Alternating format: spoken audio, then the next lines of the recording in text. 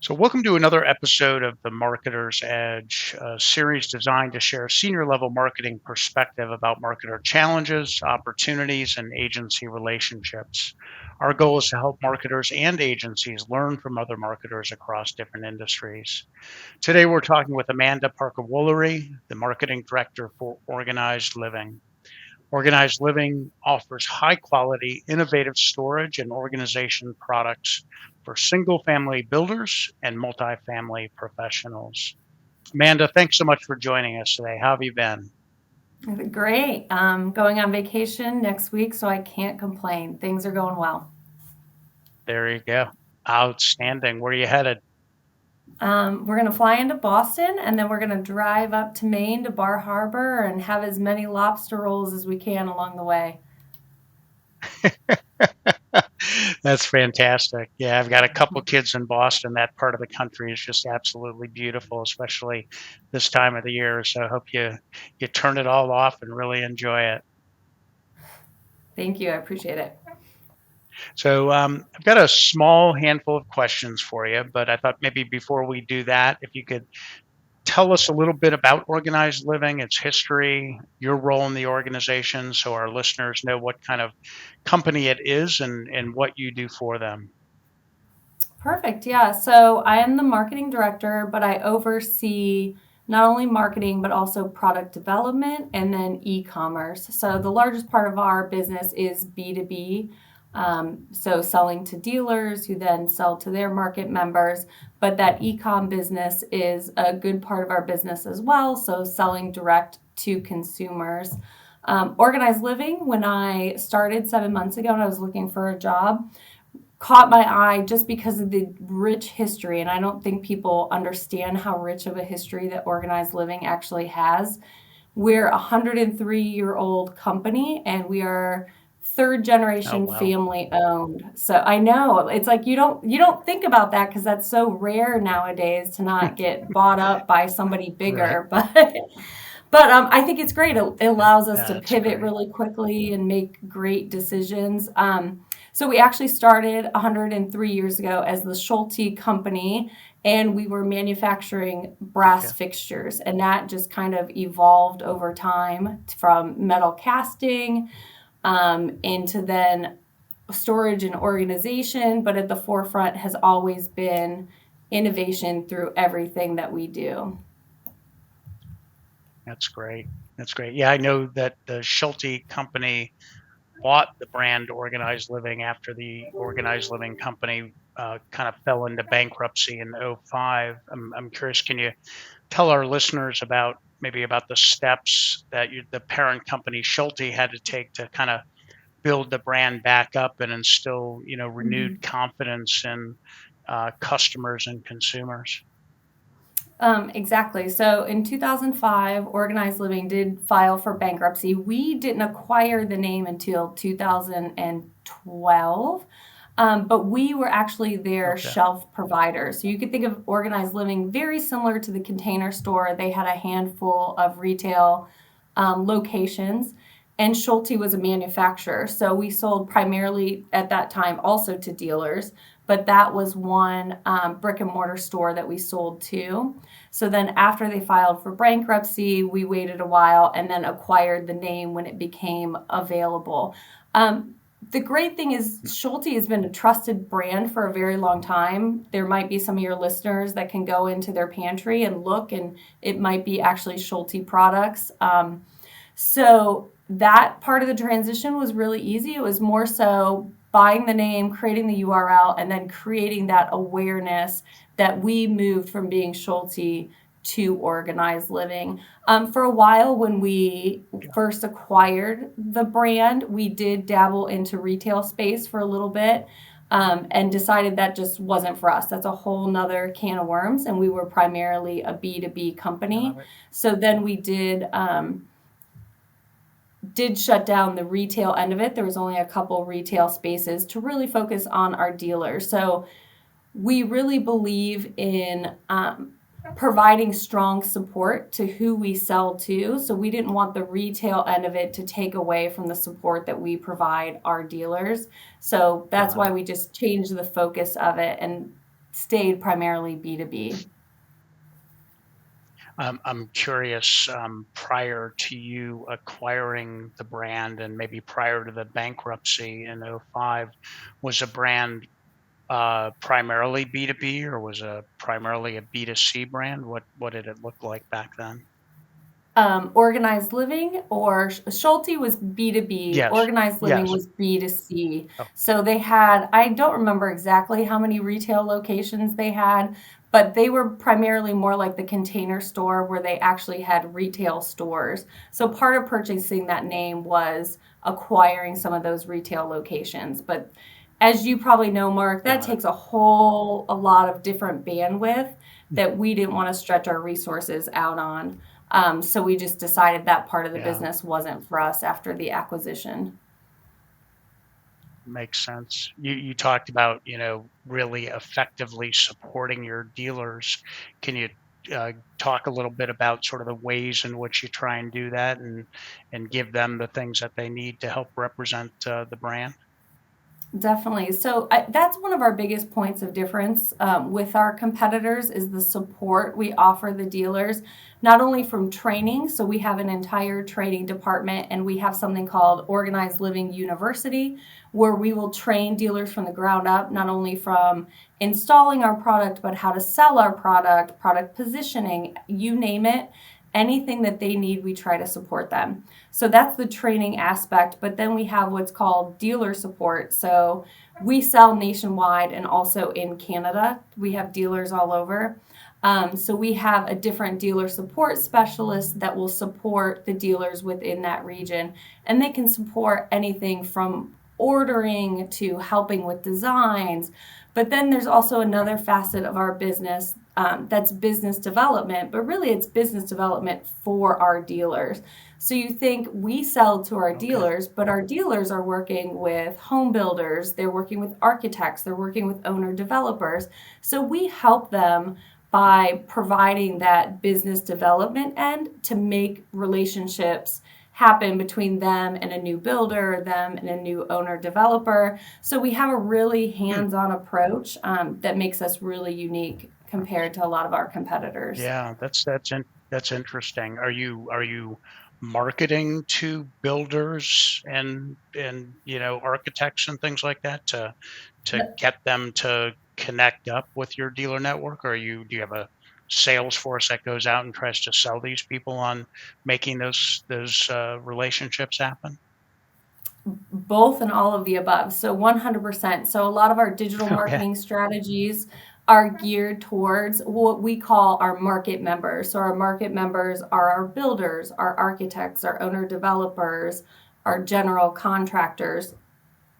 So we have digital marketing campaigns for them, but then we also have business development within our company that also goes to events to talk Hmm. specifically to those market members and see what their needs are and Okay. bring that knowledge back to help improve everything we do for not only our market members, but then for our dealers working with those market members.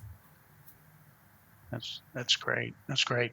Do you do all that work, that digital advertising work internally, or do you use external resources to help support that? That's a great question. So you're catching us a little bit possibly in flux.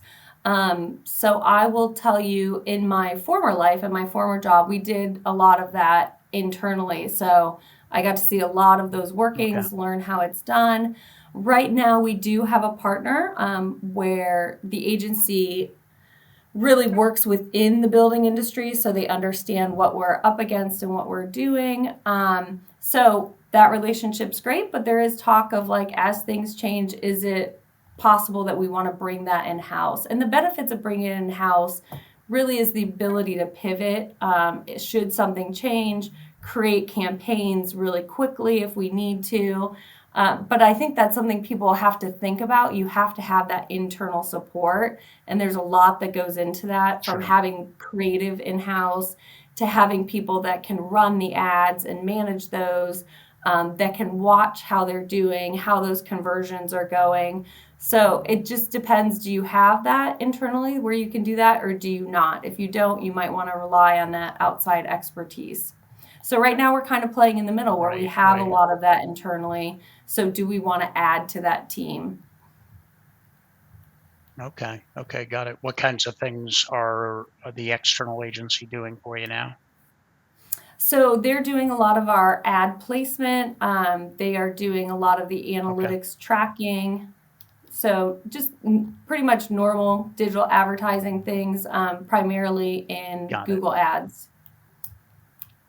Okay, okay. What percent of your business would you say is direct to consumer versus B2B? I would say that kind of fluctuates, but I would say it sits roughly around Hmm. 5% of our business, is Okay, that direct to so it's consumer B2C.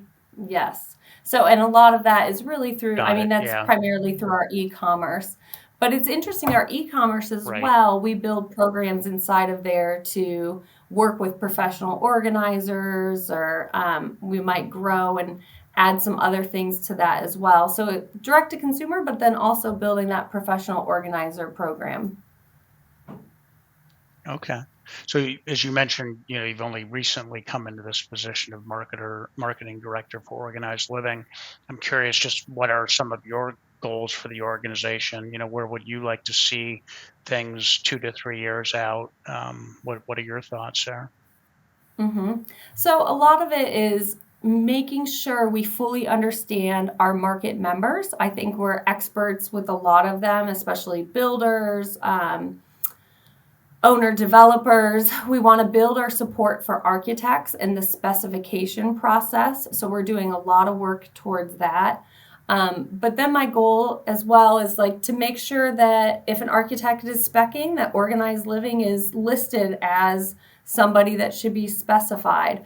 So that's a lot of brand storytelling to those architects to let them know that we are the high quality brand of choice when it comes to storage and organization, that we are top of mind. So in our competitor set is Rubbermaid, Closet Made. Those are really big names. We're organized living. We're more high Okay. value and higher quality of a product, but we don't have as big of awareness. So it's really building that awareness to say, okay, if you're thinking of Closet Made, you should definitely think about organized living as well, especially if you maybe are doing a high end development, since we are more of a high end product. So that's a big goal for me to get that messaging to architects, but then also always in goal to increase conversions. So we want to drive that traffic of our market members to our website. Hopefully they fill out a contact form, and then our business development Right. teams build partnerships with them. So that's just, of course, always something that we want to do. But then when I was brought in, it's looking at the big picture of everything we're doing, from digital advertising, from filling the funnel at the top, to how are we messaging them as they go through that sales cycle. So really building that out for each market member and our dealers. So that's going to be a big undertaking that myself and the team is going to take this year. That's great. Sounds like there's a lot of great potential in the business and some good and exciting challenges for you and your the rest of your department. As you kind of look forward, which is always fun. Every day has been fun, a new learning thing, and you always have. One of our values is to learn, grow, change, and excel, and I truly believe that organized living fully embodies that. We're always trying to get better. A big part of organized living as well, people know about the manufacturing side of it, but they don't also know that we also produce technology to help support the Hmm. closet end of the business.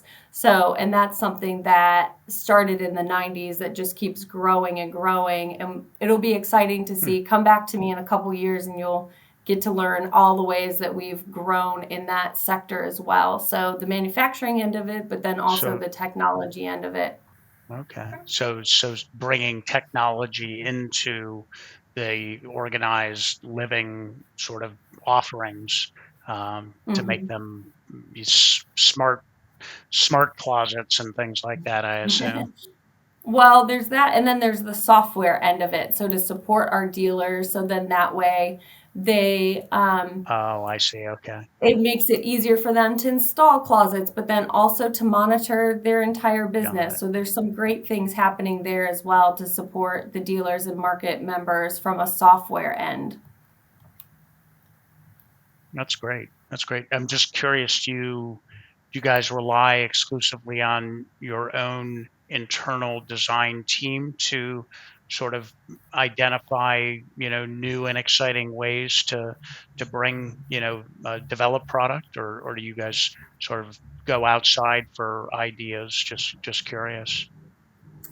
Well, I guess you could say it's a little bit of both. We are very lucky to have a Okay. very smart and innovative CEO and president who's always boots on the ground listening to what's happening next. And he does consult with a lot of That's people. great.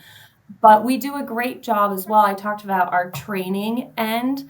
Um, so not only do they train on the product, but they also train on our software. And so we really listen to our dealers, our market members, and take that feedback to make updates to not only our products, but really our software. So talking to people if software is in a development phase to those beta users to make it exactly what they need. And sometimes that happens, but sometimes you hear companies put something out and they really didn't have that user feedback session, and it doesn't necessarily Right. go well. But going back to our value of learn, grow, change, and excel, it's essential for us to continually have that feedback loop. And I think we do a really great job of that. That's great. That's great. So you've got a really solid design background. You also bring some quality experience managing creative institutions. Like I think most recently you were at the Art Academy of Cincinnati.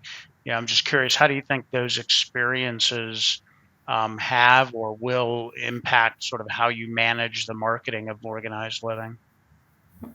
I think it's funny because when I interviewed for the job, it maybe seemed like an unlikely pairing. Somebody that came from higher education and predominantly creative colleges, right? But the thing is, I've Hmm. taught interior design, so I understand how to read floor plans. I understand what architects and designers need. So that's very much applicable to the work that I'm doing for architects.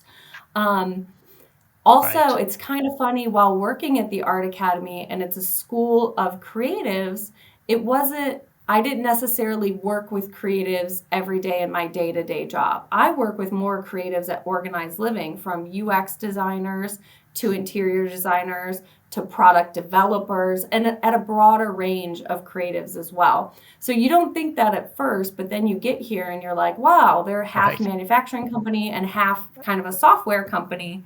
And so you actually work Yeah. with a Yep. broad range of creatives. So that's been very Yep. beneficial. I think one thing that people don't think about, even if you have, if you know people that want to go to art and design school, they're like, well, what are you going to do with that? Art and design school is all about creative problem solving. And so take that lens and apply it to something else. It's completely applicable. So I look at things from a completely different lens versus somebody that might be like a more traditional fit for this type of role. So I think it's been more beneficial than anybody thought that I have that background Yeah. um, in more creative Yeah. That's fields. great. Yeah. Did you think, I'm curious, did you think about that as you were interviewing, or did it sort of present itself once you got into the job and realized sort of the multifaceted nature of what you were working in and dealing with? Yeah, great question. I think it was a little bit of both. So, a little bit of background when I Yeah. was looking for other jobs, I was pretty particular on where I applied. I think I applied to three places, and I said it was either going to be in agriculture, because that was like a passion of mine, or it was going to be in the building Okay. industry, because I actually grew up, my father was in the Okay. building industry. So, I grew up watching This Old House. I actually wanted to be an architect for a while, possibly an interior designer. So it was like I wanted to work in an industry that I was passionate about. So I Yeah. remember, Yeah. so we Good go to for this you. trade show called IBS. It's the International Builder Show. Uh-huh. And I Yep. just remember being there, and you get to Familiar see with it. all of these different manufacturers in the building industry, and I just like geeked out. Like I felt like, oh, I'm home. This is where I need to be. This is what I grew up being Oh, passionate that's about. And I love marketing because there it's you go. storytelling, which is very creative. Right. Storytelling with analytics because I am very data driven as well. So taking that, but then You taking what you are I was very passionate about, complex. it seemed like a perfect fit. Yeah, my husband probably says Yeah. that as well. Yeah. That's funny. Well, that's great. What a great story. What a great story. That's fantastic. And I always say we spend so much darn time working.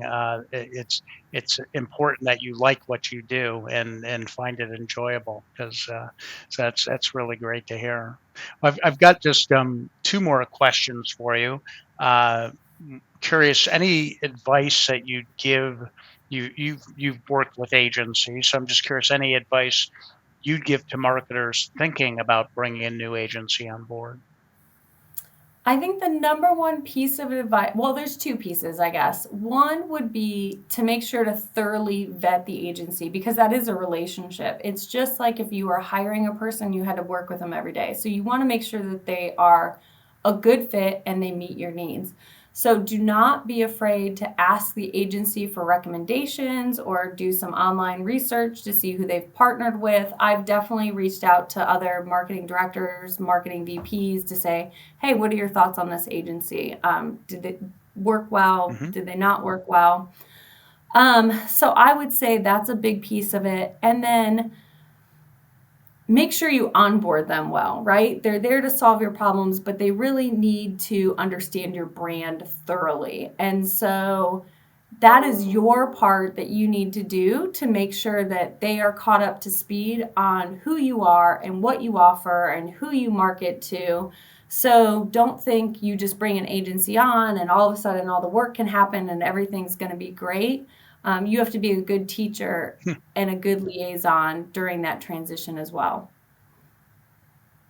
Yeah, that's great advice. I've talked to a lot of marketers like yourself, and that's the first time I've heard that advice given. And I would imagine that it is a two-way street, and so I think in order for a relationship to be successful, um, you know, agencies need to be smart in how they operate, but you Mhm. definitely need the marketer to recognize that they're, like you said, not just going to come in and understand the business and be able to add some real value. So taking that time is some great advice, and I think would be hugely helpful.